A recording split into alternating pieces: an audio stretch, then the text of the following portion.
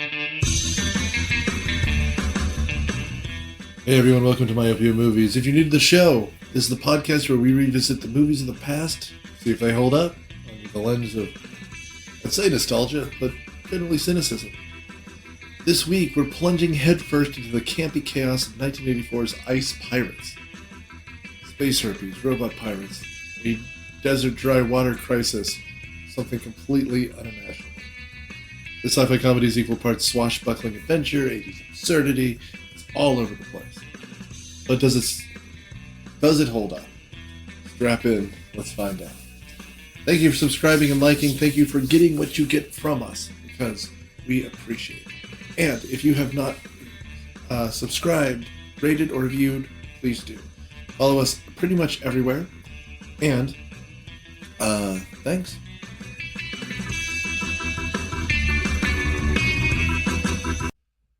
Welcome to Myopia Movies. We are finishing our cold movie month with a total piece of garbage.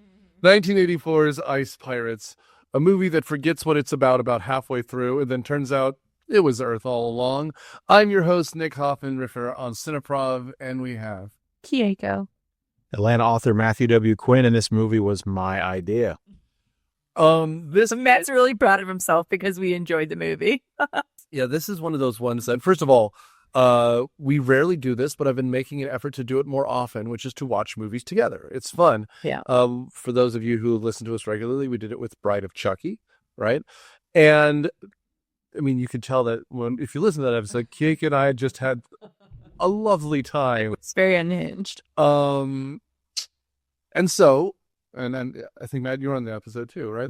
But watching that together makes the movie fun. I don't think I would have finished the movie. I would have lied to you about finishing this movie had we not all been together. Because this movie, first of all, the problem is it's trying to be funny, and it has one person who can deliver a joke, and they confine him to a decapitated head, and they put him only in the last act, which is Bruce Vilanch. Other than that, this movie is just other movies. Like, they just lift whole scenes, whole cloth from another thing. Like, literally the shot of them, spoiler alert, it was Earth all along, I already told you. It's the fourth Star Trek movie with the stupid whales. It's the approach shot. Yeah. And you're just like, there's just nothing. There's no original ideas anywhere here. Yeah. The whole time we were watching, we were like, oh, Mad Max. Oh, Star Wars. Oh, Star Trek. Oh, Dune. Yeah. Alien at one point. Alien. Which did not get resolved. No. It did not get resolved. It makes two jokes, which I don't know which came out first, it or Spaceballs, because Spaceballs, I think it also comes out of a turkey, right? Like, this movie is just, oh my God. I know. It's not, Spaceballs came after this, so Spaceballs ripped this off. Oh. I don't know, I can't tell you. We'll get through this. We'll talk about it. But this might be a very short episode, people. I don't know what to tell you. So, Matt, since this was your movie, do you want to try to give us the plot synopsis? It starts out with a text box that says, after a series of galactic wars, there's only one planet that has water on it called Mithra that's ruled by the Templars, who wear chainmail coifs in space. The idea, I was wondering if maybe they did sword fight to avoid shooting holes in spaceships, but they shoot at each other plenty too. Yes. And they didn't think this through, Matt. And so the movie starts out with a bunch of pirates trying to seize a Mithran ship of ice, because Mithra and the Templars control all the water in the galaxy somehow, and water is used as currency. But one of the pirate leader becomes infatuated with a princess who's in like a suspended animation Zordon tube, and tries to kidnap her, and everyone ends up getting sold into slavery. Yep. And they straight up say slavery a bunch in this, which is really strange. And then the princess buys them as part of some scheme to find her lost dad, who may or may not have found another planet with water on it. And we'll do our best to explain everything in between, because this is all about a mythical planet of water. But like, they're literally stealing things from other movies. Like, the sound effects come from other movies. The ship's designs come from other movies. Like apparently the scenes of the Dome City we see with the future stuff is deleted scenes from Logan's Run that they just bought. I was right. They really are watching Rollerball on TV, 1975 Rollerball on TV, and the sound effects they purchased from Tron. So it's literally just all cobbled together. Apparently, so this movie was made for $9 million, and it's all on the screen. And not in cocaine or craft services, which at one point they just visit craft services at the beginning of this movie. When they hijack the Mithrin ship, they start eating their chicken wings. That's right. There's 2 different times in this movie when all of our main characters are eating the same snack. The first one is a chicken wing. Is it wings? It's drummies, and they're really small. So we must have more hormones in our food now because they looked so tiny to me. And nowadays drummies look really big. But the other time, do you guys remember what food it was that everybody was eating all the time? Party scene? No, it's later. The turkey with the monster in it? No. They were all eating apples at one point. And I found it really strange that everybody's eating an apple while they're doing this scene. That's kind of weird. Yeah, I was also going to see if I could find the scroll at the beginning because the scroll is incredibly stupid. Yeah. Well, you can't call it a scroll though.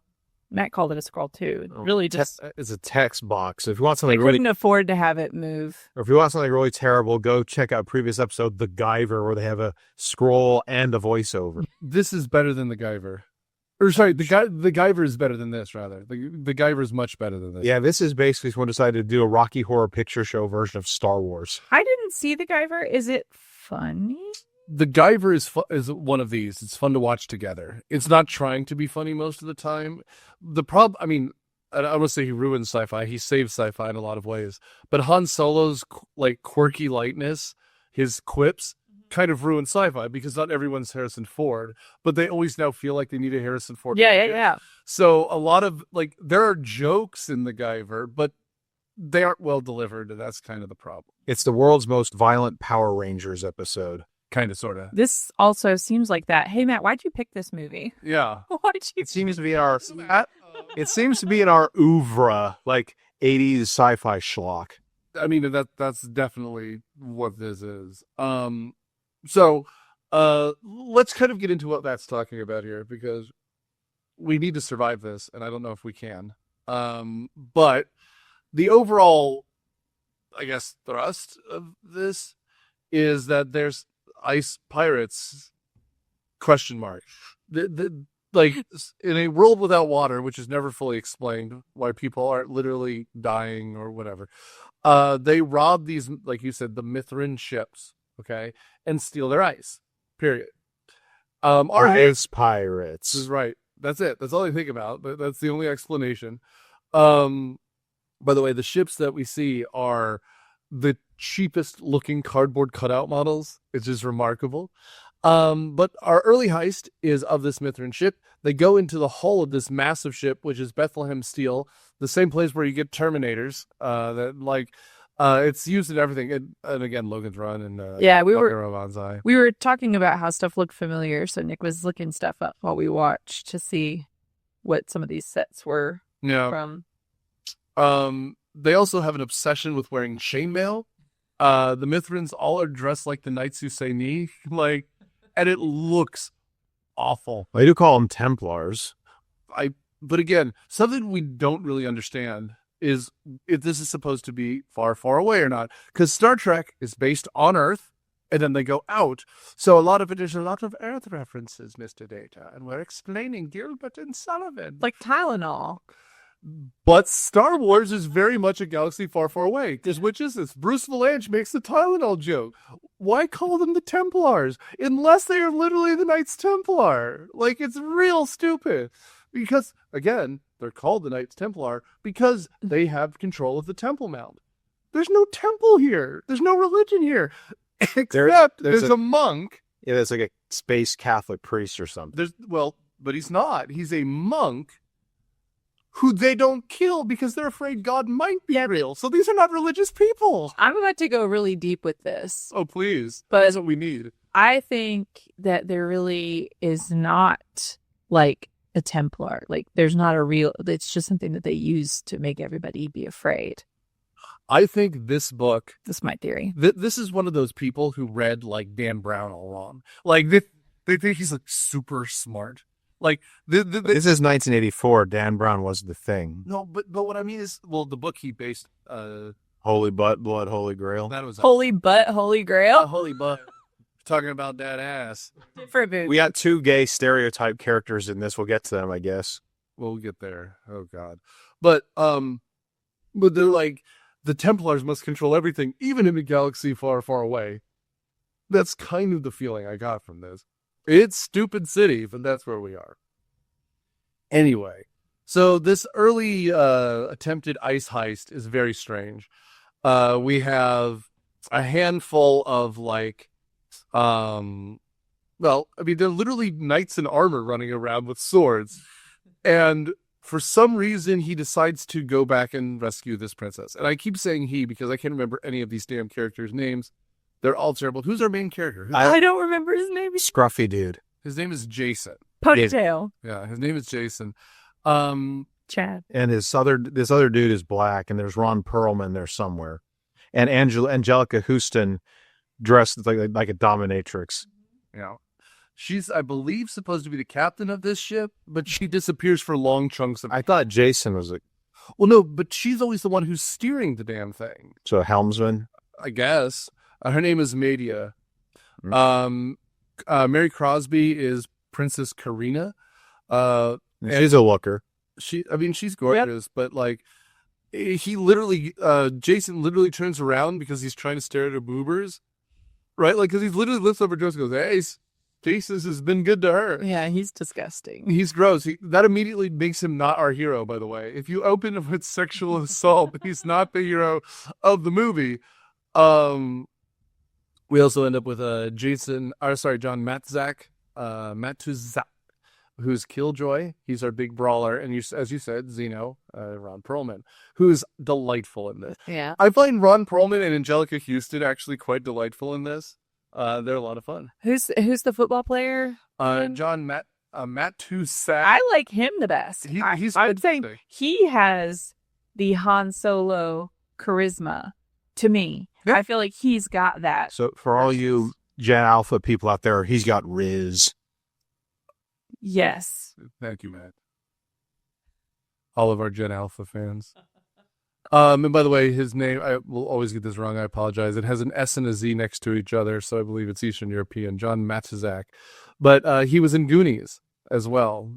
He was the guy, Sloth. He was the guy with all the face stuff, the makeup on. The big dude. He's a bulking dude. Previous episode, Goonies. Which is fine. I think I recommended it at the end. I hadn't seen it in years. It's a weird movie to see.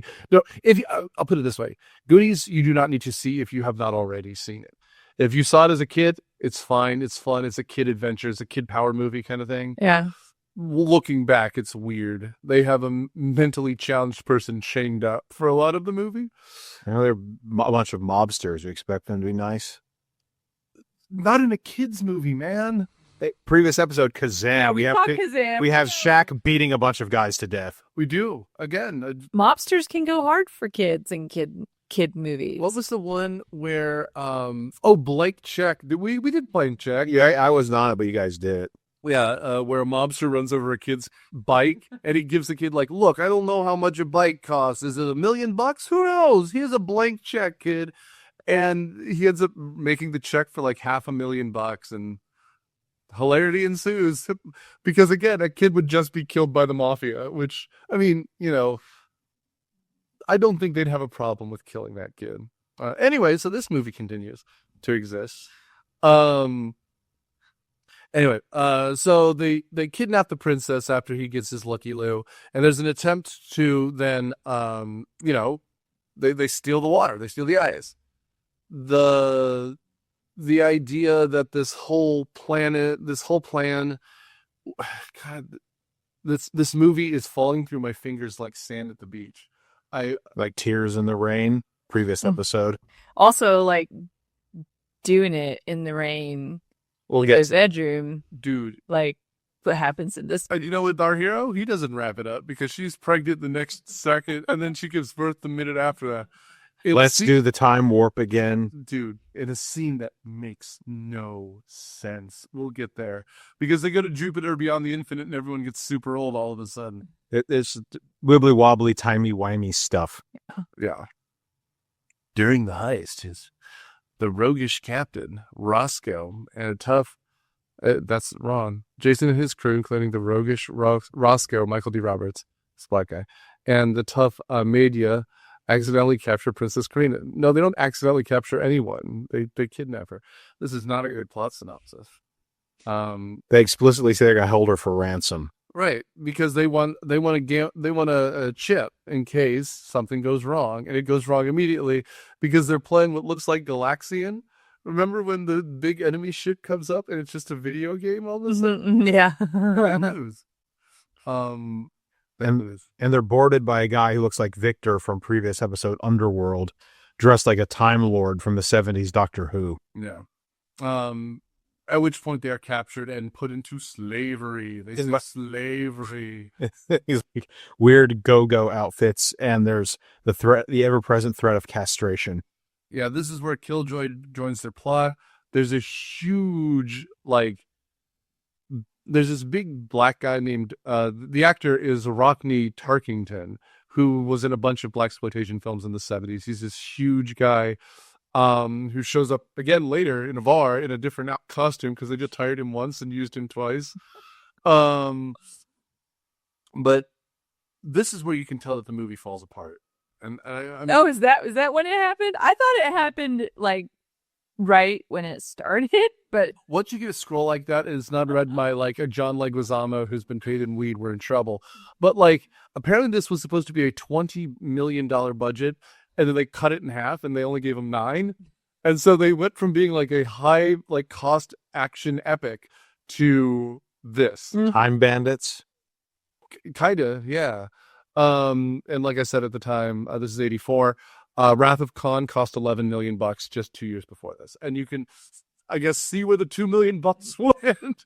They wanted, paying actors, because there's no one in this. Robert Urich, Anjelica Huston, Ron Perlman. These are all people who become famous later. I don't think. I mean, I don't know about the first one. Who's that? No, I mean you're not wrong. He's they're all long dead. Urich's long dead, and so is Tarkington, and so is your favorite, the other guy, football guy. But he was on 25 episodes of The Love Boat, so Robert Urich was. And I think he was on a show I watched when I was a kid called Lazarus Man. It was kind of like a Western, and then he got cancer and they canceled the show.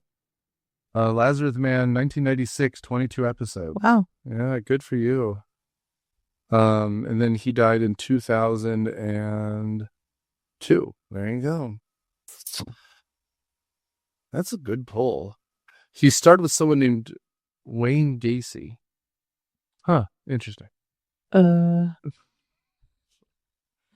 Were there clowns involved? I don't know. I didn't see the show. Anyway, so they take the slaves, and they essentially put them through a castration with a steel jaw biting trap. This is where the movie got really fun for me. This was the point where I Chris, watch out! Your wife's talking about it being fun. No, I just feel like this is the point where I think I buckled up for the movie. Yes, I agree. This was the point where I was like, okay, so this movie's ridiculous. Yes, I okay. No, this is the point. I also just love castration. It's trying to be absurd. Yeah. Because beforehand, that first heist, you're like, is this just a low budget 70s movie? No, at that point, it becomes what it's becoming. Yeah. There's literally, there's a cattle call where the men are all in this carrying case, this mesh carrying case. We see the princess and stuff again. And then they're taken through this assembly line where they're strapped down. The clothes are sawed off them with hedge trimmers. And then everyone is very impressed by Jason's dick, which is very funny. I missed that, actually. Dude, he's naked and everyone's like... And then guys with straight razors shaved his face And then the old man with a very, very shaky hand has the straight razor to shave him. So they're being, cleaned and shorn and they're going to be castrated when they decide not to. Because the princess doesn't want them to. It would have solved a lot of problems later. Yeah, I feel like she should have just done that. But she gets like space pregnant, where it takes 4 minutes, and then her hair just grows past her knees. I didn't wibbly wobbly, timey wimey stuff. We also have the socialist, right? You remember the guy who's like, walk off your job, power to the... Yeah. It looks like Brad Pitt in front of them. And you're just like, this, maybe this is the screenwriter talking about the movie he wanted to make, because he sure didn't make this movie. And they end up with like fake white afros and wearing unitards. And it's very obvious that they are still fully intact. Yes, because from there. Not since the first Star Trek movie have you seen more packages in spandex. Like, it is remarkable. Also, immediately the princess is like, if you get out of line, this will happen to you. And to Keiko's point, when we were watching it, it's impossible to tell that it's the same woman. Like, yeah. Anyway, they take away their name and give them a number. These men are in their white afros. They look very much like something out of Zardoz or something, with their leotards on. And the matron at the front is making sure that they look good. And at one point, like, literally, this old woman is just staring at his dick, and like, yeah, she like hikes it up like his underwear or something. I don't know. It's very weird. It's like, and she goes, he goes, how's it fit? Snug. Sorry, because he said, he says it's a little tight. Yeah, good. That's how we like it. But then this is literally the scene from History of the World Part 1, as she goes and identifies all the men, and then picks up the one she wants to keep for whatever. This movie. I hate this movie. Okay, this movie's fun.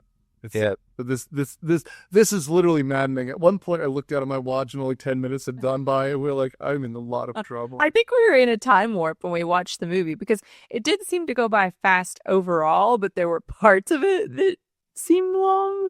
So, you want to talk about the electric erotic dance sequence where we get to the techno club? Yeah, sure. The princess is at a club where people are like literally getting a high. They're floating in the air. Yeah, they're floating up on the ceiling because they're all high. And our two heroes are being forced to serve drinks.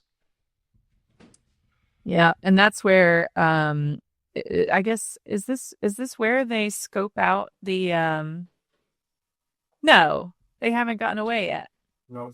The character Killjoy, who'd escaped dressed as a monk, is now wearing like medieval plate armor, and he's one of the bouncers or something. Oh, that's right. Well, and just to describe this club, I don't know, there's so many heists. Well, we have to. Well, that's kind of the problem here. They don't really have a plot. They go from scene to scene, and we just need to figure out how to get out of the scene. I just wanted to mention this because Keiko very clearly at the beginning of this, before we saw this movie, as it was starting to roll, she's like, "I hope we have a space bar," and we have 4 of them by the end of this. This is our first. Yeah, I was thinking of the wrong space bar. This is a different space bar. Yeah, this is the one where, they actually look very much like Spaceballs here, because they're wearing the white pants and the white afro wigs, which look like the white helmets in Spaceballs. They're wearing the black shirts, but regardless, they're drinking like, it just looks like watered down whiskey or something in these really cool future glasses. But like, when I say that these people are dancing the craziest I've ever seen, it's like watching Xanadu or something. But like, there's some people dressed up in Indian saris. There's some people dressed up like they just escaped the Jetsons. Yeah. There's at least one dude who's dressed like a Jedi. And on the wall, there are these laser bars that look like lightsabers, but they're doing a dance number. Like, it's actually choreographed. Yeah. We're introduced going down this channel between people who are looking at each other's with like masks, like a masquerade ball, and then it parts, and then they dance. This is like Xanadu. This is where we were like, this is Xanadu. Yeah, it's a bit unfortunate that Charlie couldn't be here today, because he might have liked this. I think Charlie would love this movie. I think we should make him watch this on his own. I think he would. I think he has. But regardless, the problem is our hero Jason just keeps checking out the women, right? Because he's Oh yeah, at this point when the lady floated up and he's like staring up her dress or whatever. And then one of the matrons is like, "You're not supposed to like that anymore." Yeah. You're not supposed to care about that anymore. Well, if a metal jaw bit off my penis, I think I'd be pretty upset about things just in general.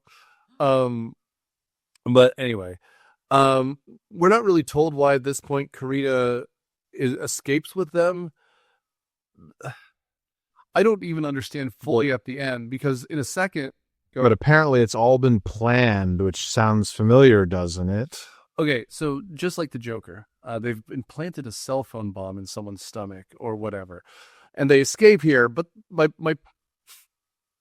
then what was the point of her escape? I think they're trying to find her dad, who knows where a water planet that's not under the control of the Templars is. What is her relation to the bad guy that's chasing her? I'm thinking they're bringing her to the planet for some kind of ceremony. So they brought to her honor her for her father's noticing actions. That the bad guy, the pirate guy would want to grab her because he's famously a skee-ball, and so they there's a wheel. She knew that I don't know. Everyone is trying to Game of Thrones each other, or no one thought this through. I think no one thought this through. I mean, truly, again, I get the feeling that like every day they showed up to set, and I think it's a United Artists production, cut their budget, and they're like, "Well, how are we going to do this scene?" They're like, "I don't know, figure it out. Give everybody an apple." Yeah, make them look like assholes. Everyone's just eating an apple in this scene. It just makes them look like jerks. Anyway, so this is where, like you said, Killjoy helps break him out, dressed as a knight. We have slapstick scenes here where he slips on fruit and gets drugged behind a motorcycle. At one point, they meet a pimp robot, which is literally credited as Pimp Bot in the credits, because we were still doing that. And he calls them, "Hey, Bloods," yeah. Bloods, which seems like something you wouldn't say in LA in the 1980s, but let alone a long time ago in a galaxy far, far away. Dude. Jive turkey. At one point, Bruce Vilanch asks for a Tylenol, and at that point, I almost threw my remote TV. Can I have a Tylenol? And then the princess goes, "I think I could use a Tylenol." I'm like, "We get it. You could use a Tylenol." Oh, I was furious. Oh, I was so mad. Anyway, so while all this is happening, the crew is like all separated here, and we don't really know where everyone is. We will meet back up at a bar later on, right? That's what's going on there. Let's see. I'm just trying to keep things straight because this movie like really just messed with my head. I have a question. Yeah. Do you guys think that the robots are more or less skilled than stormtroopers? If you saw the old show Battlestar Galactica, that's what these things are. These are the Cylons. So they're just klutzy nonsense. Like, it's been a long time since I saw the original Battlestar. The Cylons that klutzy. At least they were people in suits. These ones are stumble like around. Goofy. Well, the original Cylons were not people in suits. They were supposed to be just pure robots. Well, I mean, in terms of how they were portrayed in the, obviously they're robots in the show, but in terms of they're actors. These in are suits. people in suits. But the Cylons look like they were walked around more easily. These things just kind of stumble around. Oh, this is about as cheap as you can get. And their favorite joke in this is to just take the person out of the suit and knock their head off. Yeah, they beheaded a lot of robots. Yeah. At one point, in what is a very strange scene, you have this one that takes a screw out of its lower abdomen and slowly just whips this thing out. I'm just like, what are we doing with movie? And then he falls apart. Yeah. Did you say whip it out? Yes. That's almost as though that was the joke, Matt. Almost. But yeah, it looks incredibly phallic what he's doing. But anyway, so we are trying to then line everything back up with the water plot as it is. Which never gets explained. That never gets It explained. never gets explained how these people are all still alive and how there's a water shortage. After we're told that, okay, there were 6 planets of water. And they were all destroyed in the Galactic Wars because apparently that was their strategic advantage, was to blow up their only sources of water. Yeah. Because most of the universe apparently doesn't have water, which shocker of all shockers, guys. This turns out to be a secret environmental movie. We have the socialist shot to the board. And at the end, the only planet that still has water on it in the whole universe apparently is Earth. Except for the water planet we see, which is Mithras. Right? Like that's what they're supposed to be doing here. Yeah. That Earth is precious and we need to protect it. Though, of course, we've since found water almost everywhere we've looked. So unfortunately, it turns out that This movie Spirit doesn't hold on. they didn't Gary. get it right. No, it's a shame. But again, it's funny because Star Trek IV, The Voyage Home, it's an environmental message, but that's so much cleaner. And it's also funnier. We were trying to talk about how to save this movie. It's impossible to save this movie. But if you did, you have to lead into the humor because the action is not here. The drama is not here. The plot is not here. I think so. I think it has to be funnier. Or maybe get some better choreographers because the fighting isn't very good. The fighting's not good, but neither is the editing. So you could cut around some of these fights to make them more action packed, but right around the giant foam mask on the giant tires of the giant car that's running over their robots, I'm just like, I think this is supposed to be a laugh riot. It's just not. It's very cheap. Yeah, they're trying to find a friend of his who they find prematurely aged. Nibs. Yeah, Lanky Nibs. That sounds like a Star Wars name. Who's been prematurely aged by having been through a time vortex, and then a bunch of Mad Max ripoff guys show up in a giant, shaggin' wagon with a skull face on it. Yeah, and the whole thing is made out of cheap foam, so it wiggles. You're wiggles. It looks like something. What was that stupid PlayStation Twisted. It looks like Twist Up. It looks more like something out of Twisted. I used to love Twisted Metal. That's a fun game. Did you know in one level you're in New York and there's a Statue of Liberty and you can use your gun. You can shoot the Statue of Liberty and her clothes fall off and she's wearing a bathing suit. That sounds 100% believable. It's like a Duke Nukem joke. But Twisted Metal is full of stuff like that. So I had so much fun with it as a kid because there were tons of secret tunnels. If you time a ramp just right and turn, you bust through a building and drive through a secret tunnel, and it's Twisted Metal. I love it. And it's also a TV show now, which is weird. Yeah, I saw the ads for it. I'm like, I don't think I can watch it. Yeah, I don't know if I could watch a show that's about that. The game is super fun. I don't know about a TV show. I mean, I guess if you can make Mario into a movie, you can make anything into a movie. It's me, the killer clown. With an ice cream truck. Okay, it's Count Dracula, Borat, Mario, and the clown from Twisted Metal. I think you discovered Matt's wheelhouse. That's when my movie bombed. I became a murder clown and got an ice cream truck. And now I went to do Twisted Metal. I love it. Okay. The princess will like me now. Very nice. To quote Matt Quinn, very nice. My wife. Very nice. My wife. I don't think this movie is a very nice, though. Is it my wife in this castle? Oh, my dear Pamela. God, have we hit rock bottom? We're doing 20 years later. Oh, yeah, nailed it. What do we want to even talk about? We're talking about ice pirates. Because Okay, so what about the scene where he meets his dad? John Carradine here in a very late role where he's where we have our Ponzi villain type guy who looks like John C. McGinley but's extra surprised. And he walks through the security checkpoint. Oh my gosh, this scene is so weird. Into what looks like the Epcot Botanical Gardens, right? And then he goes, I'm here to see you, Father.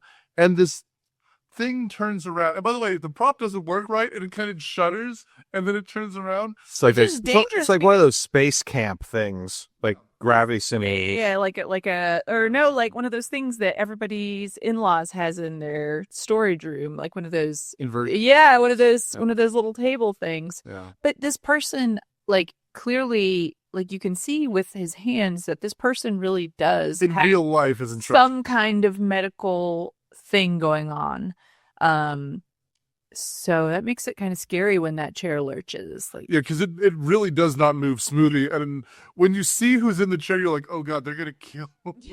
don't jostle him. Don't jostle It's like that man. the Mithrin emperor or something. And he gives a very heartfelt story about something, and it's oddly serious. Zorn is the one who's the bad guy who's dressed like the Time Lords in the 70s Doctor Who. Right. Is that supposed to be his son or something? Yeah, it's alluded to that they're related in some way, but he says he's lived for eons and eons, so it might be a distant relative. It is the late great John Carradine who's in that movie. Carradine was in Grapes of Wrath and Stagecoach, and then Ten Commandments, and previous episode, The Howling, as one of the old werewolves in that. Great episode, great movie, a lot of fun. I think the movie that broke Nora's mind. One of many, I believe. Yeah.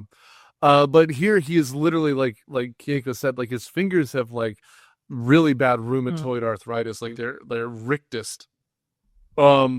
And he goes, I mean, he looks like he might be a quadriplegic or something else, like with the way his hands are. Yeah, I mean, he only lived 2 years after this, and I believe it. Like, he's not in great health. But, like, he goes, they're trying to make me give up my vessel again. And you're like, this is not this movie. This is a different movie. Yeah. This must be, like, one scene that the director fought for, because he also wrote the movie, from the previous script. Because it's very Logan's Run or Soylent Green. Like, they're trying to make me die, but I still feel with this body. And you're just like, the fuck is happening? Yeah, because they hadn't explained it at all. Like, we don't know. We don't know who this old man is. They want to do some more world building. Could be that's why Zorn wants to find the other water planet to secure his succession to dad or grandpa or ancestor 100 generations back. I didn't who's clearly get the dying. impression that he was related to him, because it seemed like he was reporting to him in a very like because he called him something like my lord. I mean, I know he could, my lord. still, But like they're holding hands. It's Yeah. very intimate scene. take my hand. And then at the end, they're like, the princess has escaped as we planned, and you're just like, the fuck? Again, like, is this a master plan that's going? And then they said something. It's like the Millennium Falcon have the tracking bug on. They said something like she's very much like her father. Yeah, because her father was looking for the other water planet and mysteriously disappeared. I don't know. I don't And get it. I guess I'm stupid. and they think, well, I don't get ice pirates. there's not much So to get you're gonna watch it again and again until you do get it, Missy. in detention. No, don't make It's an actor from a previous era. I mean, again, we did Soylent Green, and you have old actors in that, like, trying to do their roles. But, like, this is just such a straight, like, okay, so you're an incredible actor. We want you to die on screen, kind of, and scenes deleted. Right? Because I assume that this was supposed to mean something much more. Doesn't mean shit. Like, again, at least when we were watching Soylent Green, it's Edward G. Robinson is his buddy. And at the end, his death means a lot. But why drag this man out of bed? No. Just to watch him in incredible pain, be like, everything's proceeding according to plan. Go back to sleep. End scene. Yeah. Right, we leave him. We never Turn visit the this again. little machine back around. Let him take his nap. And again, this is supposed to be the Supreme Emperor. This is Emperor Palpatine of this world, Yeah. or whatever. And he's just like, all right. Maybe I don't know. Maybe you're right. Maybe he was supposed to die. Maybe there was something that got cut either before or after this that would have made this make more See, sense. what would make sense in a more dramatic version of this?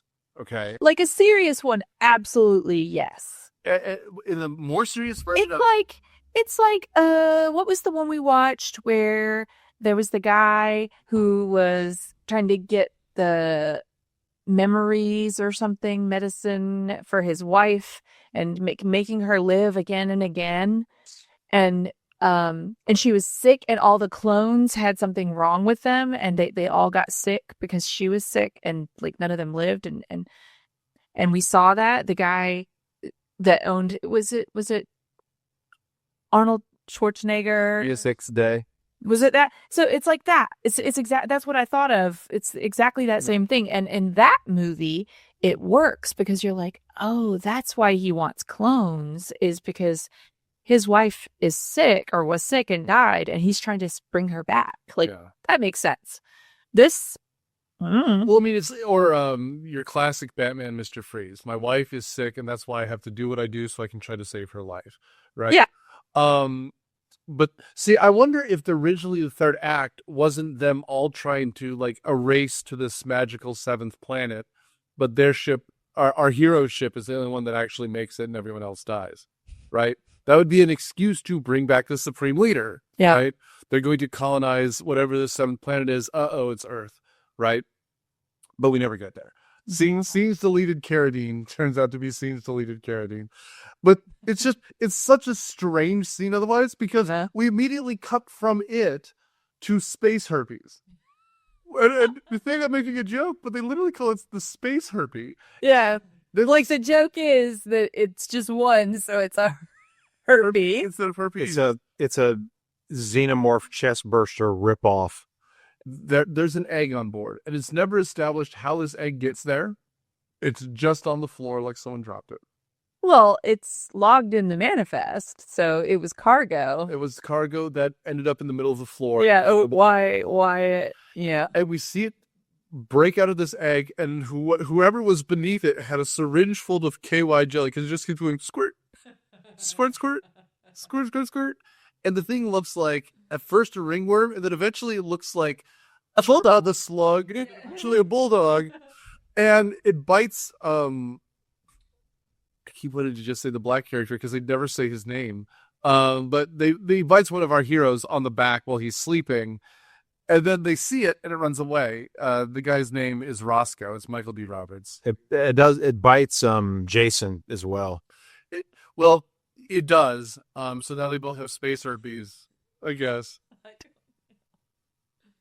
By the way, then it disappears for about 30 minutes of the movie. And then it comes back. Which, I don't know which was more, shocking, that they bothered to bring it back, or that it mattered because it came out of the Christmas tree. So when they cut scenes for this movie, they were like, we want to cut the one with the great actor, with his serious death scene, and we want to cut the explanation of the space herpes. And also, guys, here's the thing about charisma. It can't be taught. You just have to be born with it. Ron Perlman, whenever he's on screen, he jumps off the page. Same with Killjoy, and same with Anjelica Huston. Could you, like, she's out of this movie for so long, and then she shows up at the space biker bar, and you're like, oh, right, she's awesome. Like, she shows up as a badass. Like, she's wearing, like, a leather corset. She has hair down to like the small of her back, and she looks like an actual space pirate. And you're like, this should be her movie. I care nothing for Jason. But they get to this biker bar thing, and dear Lord, we have again Rockney Tarkington with a parrot on his shoulder that is literally just a rotisserie chicken with a head. I know parrots molt, but this thing is a bad bub. Yeah. He's also got an eye patch. The princess is just like a saucy princess. And for some reason now, our hero Roscoe is dressed like a space admiral. Like, he is like even Starfleet would say this is a little bit gaudy. Like, and he's in this for like the rest of the movie, effectively, which is a lot. And Jason is full on scumbag mode. He tells Princess Vespa here to go and flirt with whoever the city official is. Yeah. Because they're trying to get off world, because they have to find her father, who's on this weird planet, and they need a pass, and blah, blah, blah, blah, blah. And I'm tired just trying to figure out what's going on. For this task, I remember that they needed to get 50 miles outside of the city to go see Lanky Nibs. Lanky Nibs. Lanky Nibs. And so they had to go sweet talk the official, And the princess goes over and talks to the official and very quickly returns and informs our hero that it's a girl and she actually has her eye on him. So he has to go and sweet talk this frog lady. Frog lady, who's credited as Frog Lady. The woman, I'm going to give her something to at least try. Her name is Marsha Lewis, and she is in a lot of just good horror. Like she was she was in a movie called Butcher Baker Nightmare Maker. Sounds great. It sounds awesome. But you know, she's, I guess, she often plays like the heavyset kind of goofy lady. Yeah. Your classic 70s and 80s. Like the secretary of the school or whatever. Right. Who makes a sassy comment, who talks about how he has a cute butt. Right. Like she's that woman. And here that's what she's doing. She's flirting with the guy and says he has a cute butt. I can't even finish the sentences anymore. The cute butt. Anyway. Oh, and there's a woman here from previous episodes, the bartender. And oh yeah, she's from Teen Witch and also Poltergeist. But yeah. Previous episodes. What's up? more importantly, Teen Witch, and he said previous episodes. Yes. And so the actress's name is Patty Maloney. She was also in previous episode, the Star Wars Holiday Special. She's a little person actress, and she was Lumpy. She's also one of the Addams aunts in the Addams Family live action movies. Oh, okay. Yeah, she's in Pirates and Buck Rogers in the 25th Century. She seems quite young in this movie. And she was in a future episode for next Christmas, Ernest Saves Christmas, as Thisbe, who is, again, I believe, a magical lady who helps save Christmas. It's been a long time since I've seen that one. Long time. Anyway, so they flirt with the frog lady, and then this movie turns into the fourth movie that it is, which is Mad Max, right? And I will just give credit here because Anjelica Huston does a pretty badass sword fighting scene here, and she, again, looks badass doing it. She's dressed like she's, I don't know, Sub-Zero or something from Mortal Kombat, because she has these two big shoulder pad things strapped across her. She's holding a sword.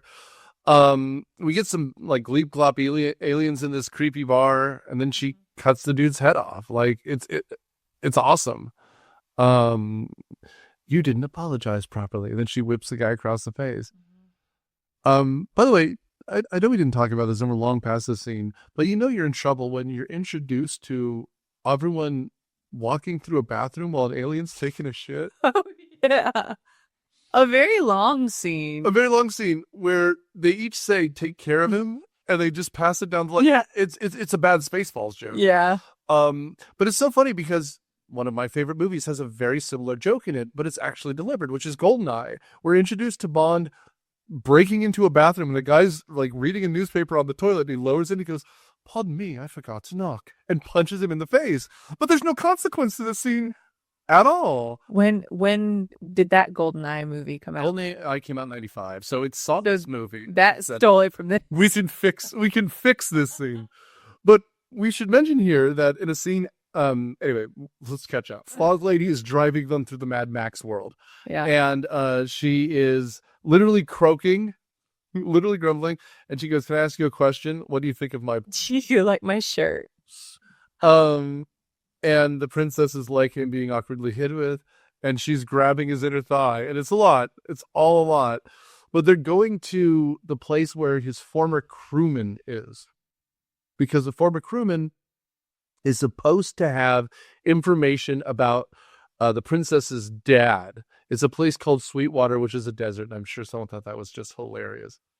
But they're driving this very... looks like a Pinewood Derby car with solar panels on it. But yeah, that's kind of what's going on here. We meet the old guy, and the old guy said, actually, what happened is we entered this time tunnel thing, and I aged 20 years in 20 minutes, and then we pulled out. We backed off. But I believe that some people made it through, and this really does exist. The seventh planet really does exist. And when I say this is the weirdest looking set, I got to just say it's the straight, because part of it looks like we're wandering through Mad Max, like you said.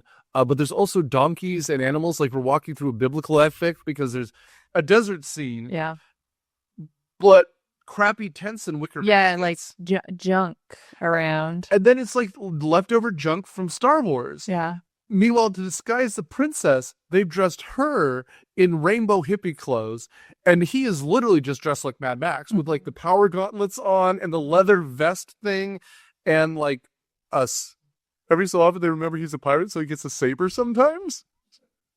And then like they come across this Star Wars moisture farm thing. It looks like the sequel Star Wars, like Anakin, like where Anakin lives when he's little. Mos Espa, I believe. I'm that guy. But anyway, so old man's like, nobody followed me. I'm on my own. He's shooting gophers with a slingshot, which is how we're introduced to him. But they're talking about the seventh planet, and he goes, look, I believe in the seventh planet because I've drinking its water and seen the videos. Great, there's water in videos. We know it's real. Some reason they don't believe him. But then the bounty hunters show up, which includes mostly people from the bar. And this is where I say it's Stupid City. This is Twisted Metal meets Mad Max. And this thing has wheels that are 10 feet tall, and they're painted with swords on the side. And they run over one of the robots, and the robot plays dead because it gets up later, sees more cars, and then lies back down. We're just like, we're in a lot of trouble. By the way, this old man gets paralyzed, and then they just leave him for dead. Even though we've established in this movie that they were able to reattach Ron Perlman's hand after it was sliced off. And I think our hero gets his foot cut off. But we saw his toes get cut off at the beginning of the movie. And it looks like on the inside that it's like a rare steak. I didn't notice. I just noticed the tip of his shoe gone, and I was like, wait a minute, because they didn't like talk about that afterwards. You made a good joke, which is that, oh, it's cake. Well, yeah, it is that cake. But like Ron Perlman's hand gets reattached, and so we just leave this paralyzed man. Actually, we don't know if he's dead. Maybe they just left him alive. He's like, save me, hello. Yeah, no, they said no. We can't do backs in our world here. So also, Frog Lady immediately blows up. Oh yeah, she's dead. What's that expression you use? Super dead. Oh, she was super dead. Like she's a crispy critter. Like she goes up like Aunt Beru. Like they blow her in half, and which for an electric car which has no gasoline, it's in a gasoline explosion. But I do like the old man leaning up and going, they found me. My God, they found me. At this point, literally, if you pause the movie, you're an hour into a 90-minute movie, and we still have no idea what the end of this plot is going to be. Crazy. Like, after they rescue the princess in Star Wars, we are at the Rebel base, and we are preparing for the Death Star run.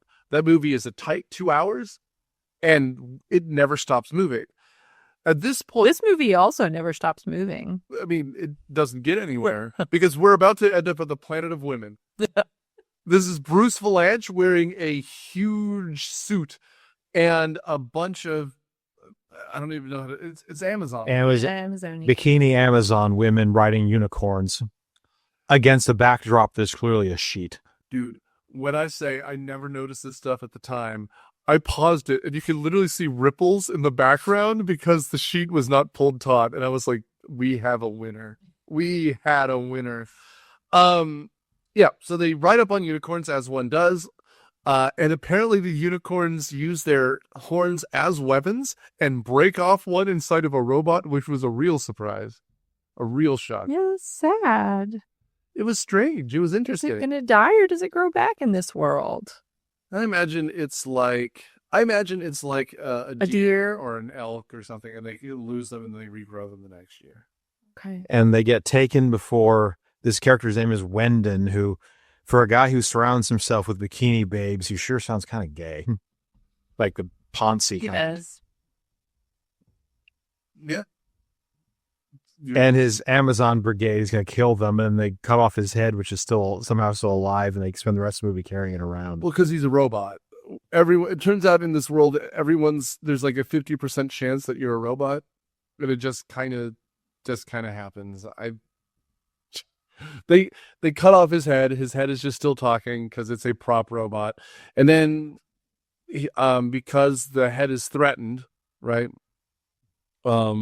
They convince the Amazons to let them go and take her to her father, who's supposed to just be sitting in a room, but he turns out to also be a robot. Mm-hmm. And then, this is so stupid. There's a key which is hidden in a ring, and there's a little platform you put the ring on, and it spins and becomes a hologram. No, it's her ring. But And her dad's ring, which was in Gwen's mouth. The dad's ring, she took it off and she put it into her ring that her dad had given her and blew on it and got it spinning to create a hologram. And he says the coordinates to... Yeah, he says his exact coordinates. And she cries really hard, which I think is really weird because I feel like that's like the best news she could have gotten. That he's still alive. That he's still alive and that he gave her the coordinates. Yeah. So it's weird that she like bursts into tears and everybody's like, don't worry, we'll find him. Like, yeah, just follow. Go. And he says, you have to go to the coordinates and you cannot stray from the coordinate even 1 degree or else you'll get stuck in a time warp. Turns out the villains, they stray by 1 degree and they get stuck in a time warp. Although not after having a boarding action, which is edited to give you a seizure and has everyone aging. Oh, but wait, we forgot about... the romance novel sequence. Yeah. Yeah.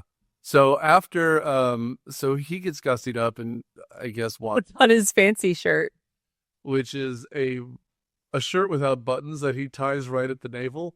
Yeah, he ties a little knot. That's what I do with my shirt. Of course. That's how we're all podcasting right now. And then he has his saber on his belt and he goes, I'm going to swash some buckles. And then he walks in and she is getting railed by the robot. Yeah, she's busy with the robot. And by the way, it's never resolved that she's just getting a massage. Like, they never pay off the joke. She's just like, harder. Or just like, all right, she's nailing the robot. Actually, we just need to see who she's actually getting nailed by. And she's super into it, as we see, because it must have been very cold outside that day. Yeah. And then sorry, Matt, you go ahead.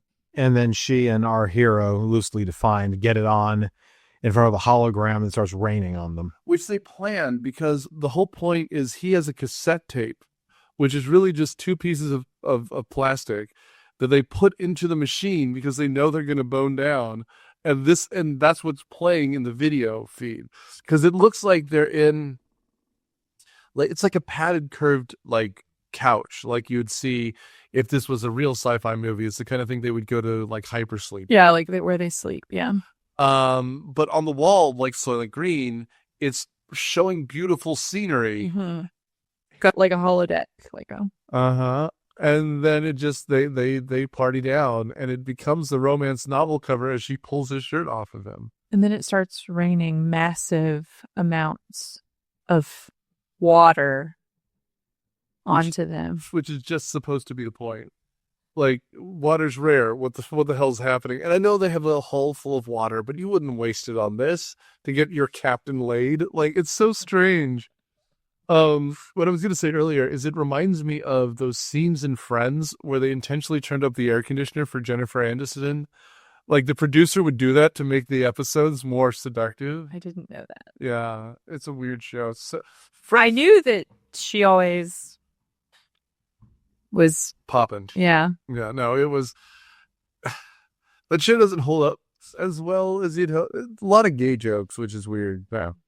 Anyway, in case you're curious, Bruce Vilanch is in fact gay, so he's playing himself as a robot, as one would.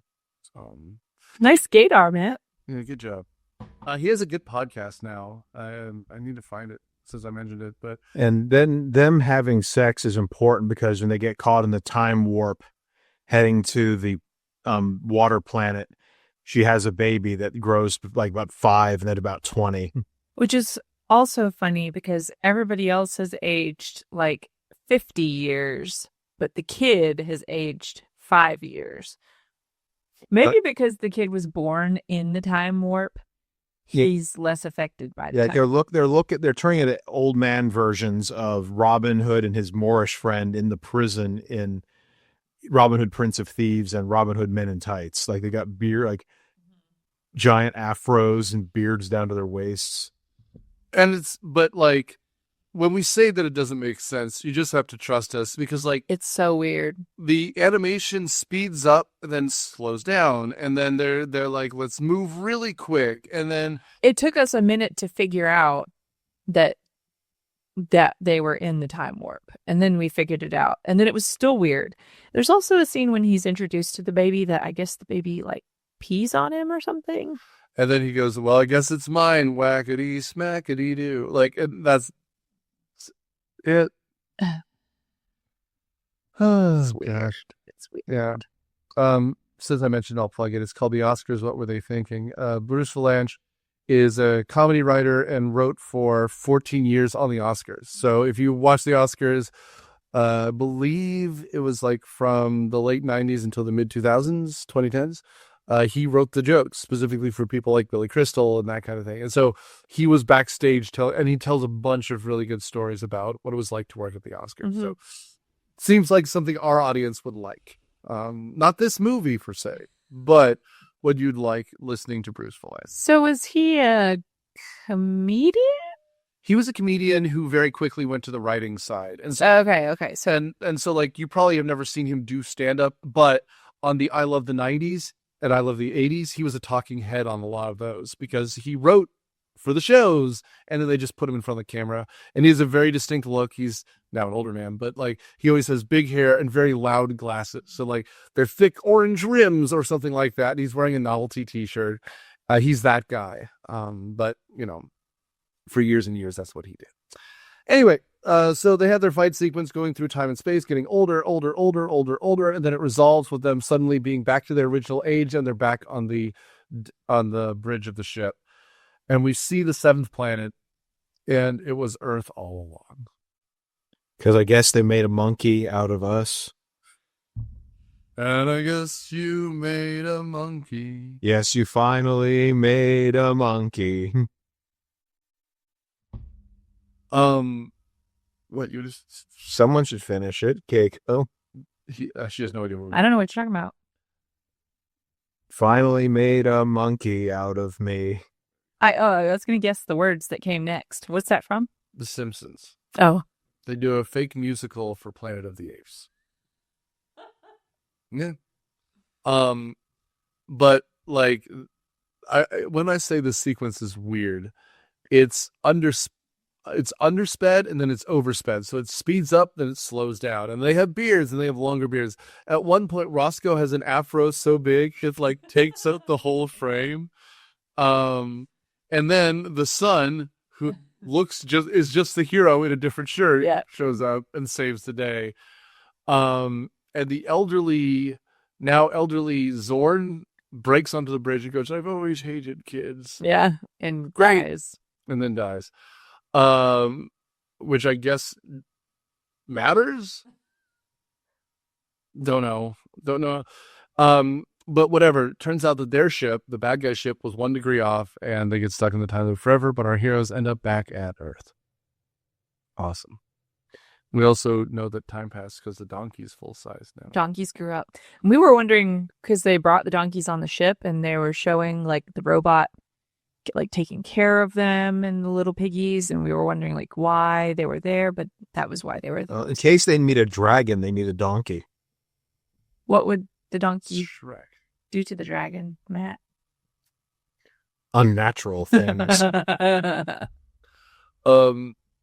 Also, one of the robots crushes the space herpes. He goes, "Good job, Max." We also should see that I do like that when the maid dies and turns to just a corpse. Yeah. Like she's like 100-year-old skeleton, even though the kid is now 5, but she has aged like 200 years. And the mommy, the princess, aged like 20 years. It's just, it's so weird. It's weird. I'm just glad that you caught the piss joke, because I looked down for a second because who could pay attention to this? And I thought he was crying because he met his son. So I'm glad that you caught that the kid pissed on the I stick. know. Well, it's very abrupt, but there's just like a little, and I was like, wait, what just happened to him? But I think the baby peed on him. I think you're right. Okay. 100% think you're right. Anyway, so they get to Earth and it's Earth all along. What do you want me to tell you? It's a very clear shot from one of our probes, and it's just like probes. God, I'm wondering too much Star Trek. From one of our satellites. And they didn't explain that she is pregnant and knows it now. No, she's still wearing just a gauzy white dress. They didn't explain the. I'll go one further. They didn't even explain if Earth had people on it or not, or if these are supposed to be the people who establish Earth. We don't even know if her dad is dead. We don't know if her dad is on this planet or not. He gave the coordinates. He's down there. He's there. You think this spaceman is there? Yeah. He couldn't be. Who knows? Yeah. Like, That would have been a better believe. ending. I mean, I'm sure they would have gotten sued by Paramount. This is MGM, by the way, or United Artists MGM. But like, if they just ended up on Earth and we just see them walking through the streets of New York or something. Yeah. But that's literally just Star Trek 4 at that point. And they'd be sued. But it would be great if the dad is now The president. the president.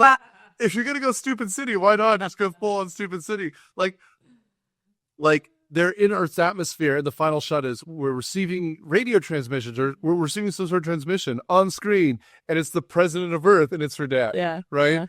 Fine. Him and Reagan are just palling it up. It's 84. Why not?